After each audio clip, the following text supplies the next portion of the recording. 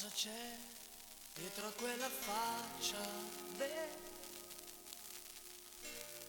alza gli occhi, così mi sembri piccola. Ma cosa fai? Vieni qui, ti mancano le coccole. Occhi blu, fai così perché non sai che c'è un amore anche per te, e sarà grande tanto che nello specchio ti consumerai.